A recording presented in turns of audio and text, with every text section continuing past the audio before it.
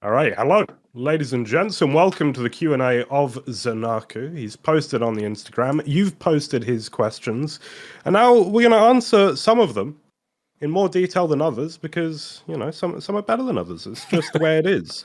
Very easy question then, but hugely important to you are. How did you get into Quake? So actually, when I first started playing Quake, I was actually watching my dad play Quake 2. He would actually have like LANs at his house with a mate, and they would play like CTF and TDM. So that was like my first Mhm. experience with Quake. But just before Quake Live came out, I played Quake 3 for like about a month, and was just kind of like riding the hype that Quake Live would actually be Mm. bigger, and it was going good for the first few years, and then suddenly, Mm. there was only just one or two tournaments. Um, then my motivation just kind of died off. I was only about like 16 back then, Mm. and then as soon as Quake Champions came out, just started playing that, and basically here we are now. So.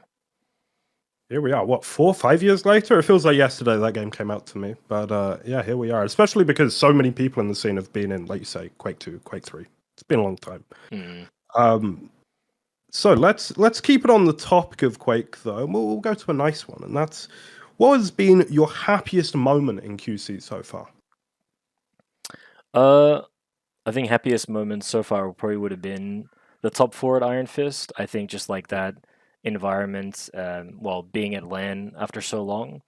Um, and actually, I think like it's a shame they didn't really capture it. I think um, on camera so much at like IEM Katowice 2020, like the last LAN before the lockdown and such. Mm. Because that was when me and Lua had just came from Australia, been living in Poland for about less than a month or so, and then being able to qualify straight away. Actually, I was like quite emotional after that, but like Mm. there's like no interview, no nothing. It's just like one after another, and yeah, that was actually like probably another really big moment for me. But at the moment, it's just like as the results increase, that's kind of what I'm more excited about. And that's something I've been interested about for a while because being from one of not only one of the lesser regions in the sense of the tournaments that it has, but also in a region that's so far away. Um, how did you make the decision to move from Australia over to the EU? Mm. Actually, to be honest, I probably would have never have done it myself. I think just like financially and having the support in Europe, well, it's just very hard to get it all together. Mm. Um, and ultimately, yeah, it was because my friend Lua, who's also Australian, and he came with me, and he basically said, "Hey, you know what? Like, let's give it a try." Because ever since they originally it was like points, you had to play every week, and then they made it that you just had to have play one qualifying week, and then you would make the final bracket. Mm. And so we're just like, okay, we can actually do two stages. If we miss out in the first one, we'll play the second one. And yeah, well, we just kind of kept at it, and that's how I qualified through the NA one. That in itself was pretty funny because I was messaging like Tokyo about it, and I was saying like, "So if I go there, are you sure I can play both?" And he's like, "Because I'm like, it's a big fucking flight to just go over there and then just be like, oh, actually, you can't, or something like Yeah. this." So I made sure that was like all sorted, and then yeah, made it to the NA one, and then the rest is history now. So. Well, you're a man who has taken a very large risk in a sense, moving so far, but you're also a pragmatic man. You were reasonable about it. A lot of people would have got DQ'd from that tournament without ever thinking about it. Mm-hmm. I'm glad you won. I'm glad you won. Mm-hmm. Um, so we're both interested in Quake. Seraph TD asks, what do you think would get other people interested in Quake all over again? Um, I think just having the biggest trouble is like accessibility. I think just one of the big things that like I'm sure everyone's played League of Legends. Actually, have you ever played League of Legends too? Yeah, played quite a lot. Everyone's Way like too touched it. much. Yeah, um, casted it. oh, as That well. was interesting. Yeah, Mm. but before I'd ever played it though, I did a whole collegiate season. It was a bad decision on my employer's part. But eventually you figured out everything. So Eh. okay, kind of. Um, but me and my friends in high school, we played so much of that, and I just feel like it was so. I was just like dumbfounded by the fact that you could just like add your friend, get him in a Mm. lobby, and be queued and playing and find a match in like under 5 minutes. And I Yeah. think that like that that in itself was enough for me to like me and my friends to play, after school every day, basically. Mm. And I think Quake Champions is like the friend system barely works. Then like, fair enough, then how can I say, like, there's not enough players, so the matchmaking and stuff. But I think just this whole process of being like, just not knowing what's going on. And then after 5 minutes, like if you're just after work and you just want to chill with the boys, I think this is one of the biggest things that needs to be like either quicker or clearly obvious what's happening so you can fix the problem yourself rather than being like just seeing the number increase thinking like, well, are we going to get anywhere or Sure. yeah, sorry, I'm quite annoyed about that. One of the things people talk about a lot since sort of the rise of Western popular esports, so I'm talking especially StarCraft 2 onwards, really. The games that the pros play is the same game that pubs are playing, which was not true. In Quake 3, so few people dueled compared to FFA, compared to freeze tag, compared with whatever else. And of course, one of the things about League of Legends is not only do you add a friend, you hit Q, but you're now playing professional League of Legends match format, right? Quake Champions has, I feel, tried to please everyone, pretty much. We've got all the FFA modes, and we've got a lot of them. We've got TDM, we've got CA, we've got Duel, we've got 2v2. Do you think maybe that's something they could look at, even limiting the game modes? You're going to piss off some people, but would it be better on the whole? I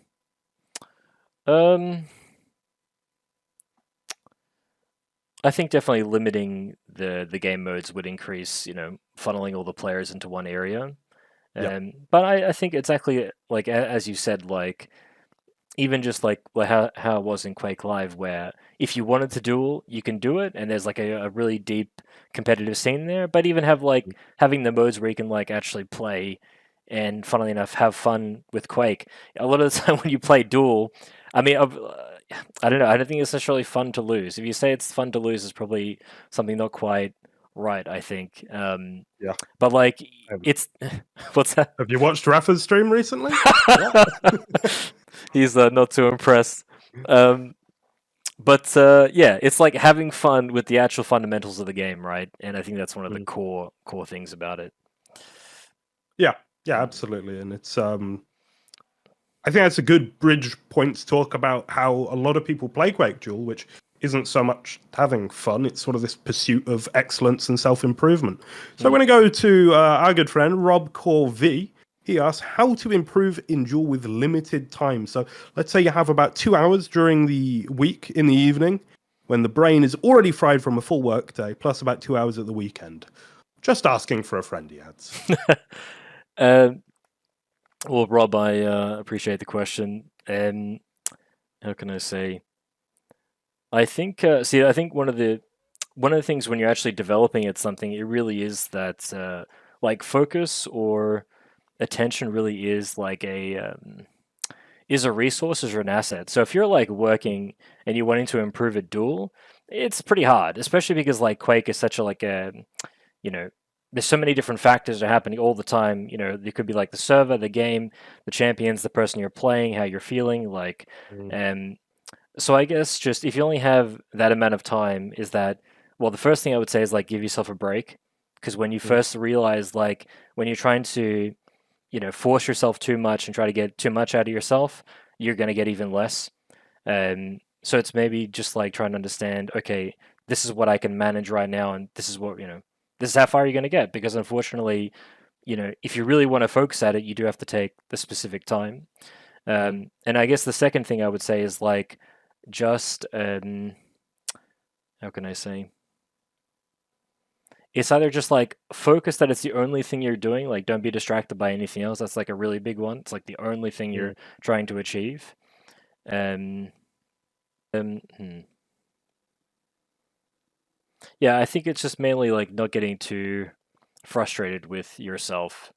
So like I said, just like focusing on one aspect at a time, and then eventually you build up, all your knowledge together. So when you actually play a competition, you're putting 110%. Whereas like when you play practice, if you lose and you're playing at 80%, well, just trying to gauge what you're trying to get out of it. Yeah, I think that's the biggest thing, because otherwise you end up kind of too hard on yourself, don't like the game, you play even less, works against you. So, well, I think there's also a separation of like with intending to learn versus intending to perform. You want to perform in tournament, you want to learn in practice, right? And those are different mindsets. Yeah. Sorry, you go ahead. I'll say one more thing, just on like, but then it's interesting, like, because when I see Rafa, when you see the people who play really at the top, it's more about like practicing your peak. So actually, even when in practice, they are actually playing it like they're 100% as well. So, but yeah, that's like, that's like the final level. But even when you're kind of developing, you don't really need to necessarily play like your life depends on it every practice match, or it's not going to get you very far. So, more of a general question: what's your split between practice and VOD review?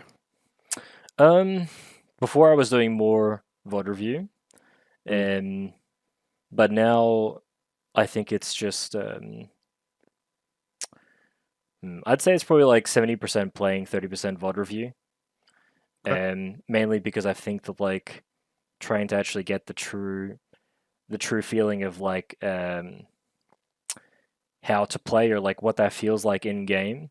I think the VOD review moments are more for like if you can kind of feel like information is happening too quickly and you really do need to go back and see like exactly what happened and why it happened.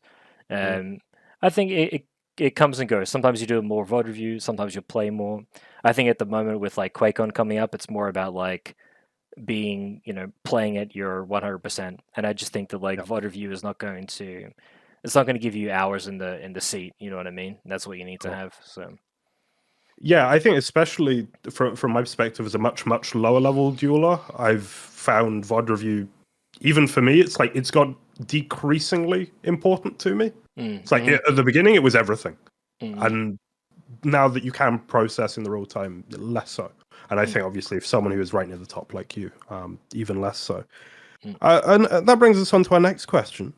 What was the hardest thing you had to do / learn about improving your Quake game? I think just adjusting, firstly, like when I first came to Europe, like I played extremely defensive, not willing to take any risks.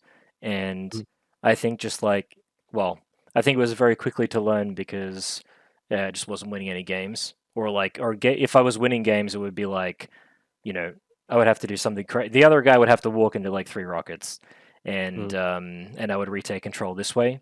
So I think just like, well, it's a really good way to actually develop or to learn. How can I say?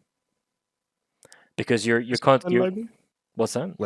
Like discipline in the game. Is that what we're getting at here? It's more like the feedback. Sure. So it's like you can go 2 ways about improving by, manually seeing every factor and going about it. But another way, which sometimes can be a bit simpler but takes more time and be really frustrating, is like you just play and then you just like make minor adjustments as you play every time.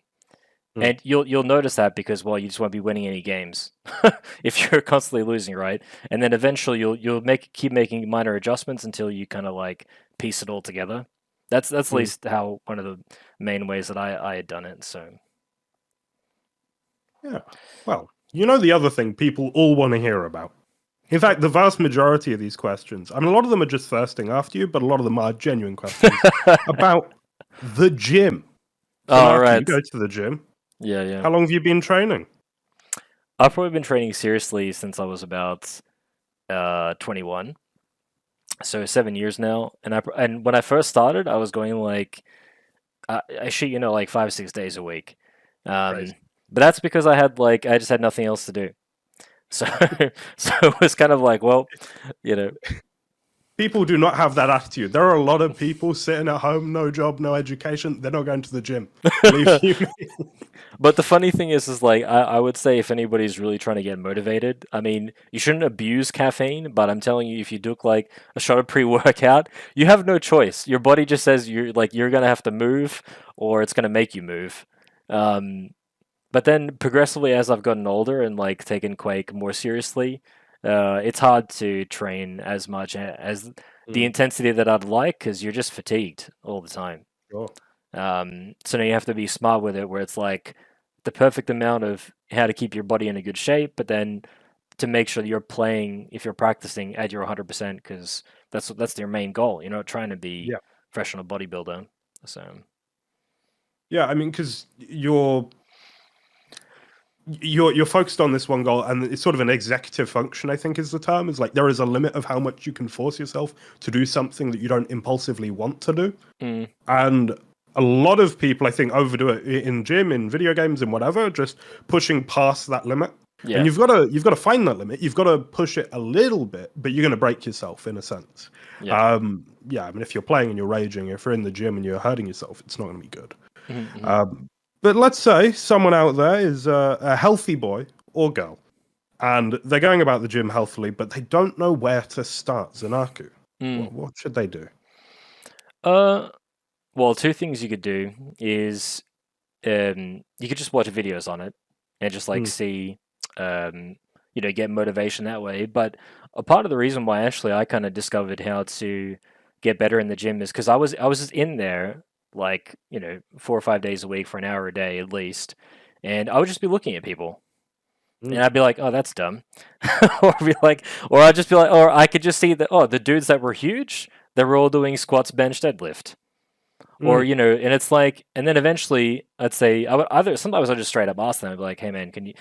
It was pretty like cringe back, still is now. Back when I was like, in my 20s, but yeah, you could just do that, and people are like quite open to tell you how they did it. Because to be honest, like the people that are like huge now were exactly where you were. There's no way that they were just like they got enormous because they were just like that. Like they definitely trained for many years, and I think when you come with like a genuine mindset, I tell anyone, I'm like, you want to do this? Yeah, sure. This is how you do it. So Yeah. No, I always find I've spent more time in fighting gyms than regular gyms, but they are places built on humility and built on, well, it's a joyful experience that everyone that's in there is, okay, maybe not in that moment, but on the whole, happy to be in there, and so they want to share that, right? yeah. Let's talk then a little bit more specifically your current regime, your current program. I'm only doing 4 days a week, and I'll just do like legs twice a week, and then a combination of like push and pull for like chest and back. I won't train too hard, to be honest. These days, I'll just like train for an hour, and it's mainly just to maintain like just the mass that I have. But before it, I was doing like more strength stuff. It just takes too much out of you because by the time it's like 2 o'clock and you've trained in the morning, and then you've got Vango who's gonna come down and beat you down in Quake, like you just don't have anything left in your head. What a guy. Love that guy. So you kind of you got to pace yourself. And at the moment with the tournament with QuakeCon coming up, yeah, it's like an hour 4 times a week, nothing too serious. So Yeah, so you've got Quake, you've got the gym. Some people are asking, is there anything else you do? And how do you manage your time and achieve all of these things all at once? Well, I think I saw one of the questions earlier as well was like if I'm like, working at the moment too. Yeah. But no, actually at the moment this is the only thing I'm doing. So mainly just like trying to increase my skill and mainly just develop myself as a player. And I think a part of that is like being I don't want to sound too arrogant by saying that, but like being a creative is like you do actually have to spend the time to be restful and to actually like really figure out what is the thing that is necessary to improve.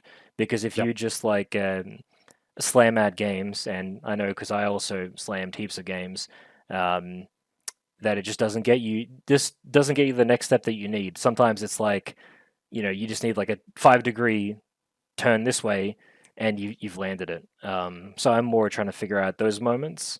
And no, I think a part of how to get all these things in is like try to limit the amount of time that you waste. So like for example, if before I go to bed, if I'm just like watching videos until 2 a.m., It's just like you'd be surprised how much if you go to bed by like 12:30 and you wake up by at least 9. I'm sure people who don't play games would be like, "What the fuck? This is like a normal human being." But if you play games, it's like a different, people behave differently. Dude, I wake up at 4:30 every day and I go to bed at like 10. The gaming hours are not for me. Okay. All right. Yeah. Terrifying people. Wait. Sorry. Now I was Creatures of the night. I was just confused there for a second because I thought you meant you were waking up at 4:30 p.m. But you actually meant 4:30 a.m. No, absolutely. Okay, like an actual human being. No, like a man who lives in a family where everyone runs factories. Terrible.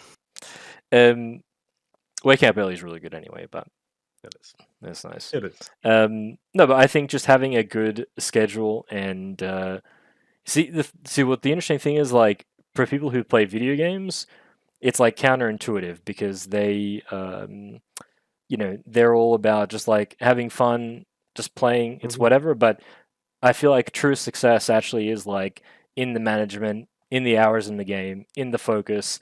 The only way you can do that is if you get your shit together. And you clearly, and if you do mess up, it's okay because we've all done it. I've done it. I do it. I still do it now. But it's the whole point of being like, all right, I fucked up here. Going to bed. Let's get it sorted tomorrow. Do it again.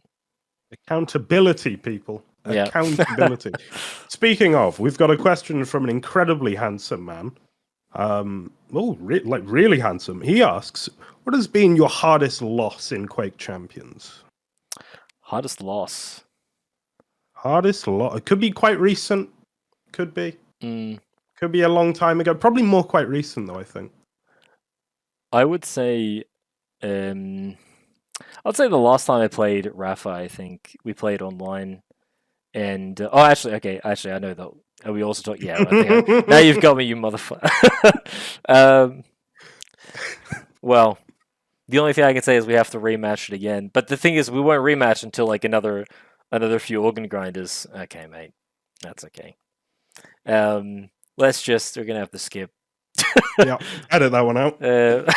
That's my payment for doing this. Well, we played Organ Grinder 11, and it was me and Jake versus Wenger and GMT. Can I say, but by the way, during this match, this is what I think happened, because on the first map there was chaos. It was me and Jake was doing frags, whatever. The second map, I notice you're only sticking with him, and I'm like, shit, they're actually kind of working together now, and they're like taking the items, and then I'm like, okay.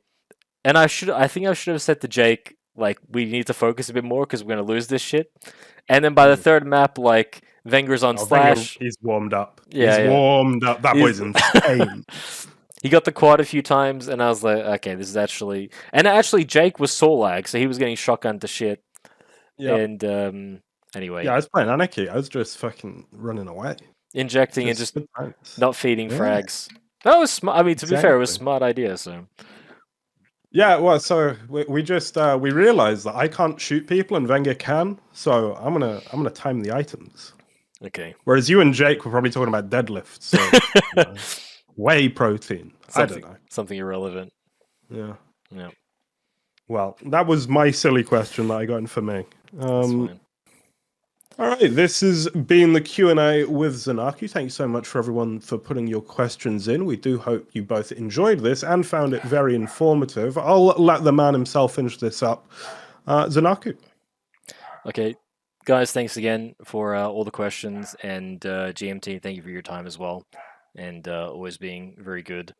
Yeah, I guess we'll see how QuakeCon goes. Hope you guys support me there, and just continue to support and play Quake, even if you are not playing it, even if you just like support the players, even by being in the stream or just watching them, it always helps us. So I think it's good.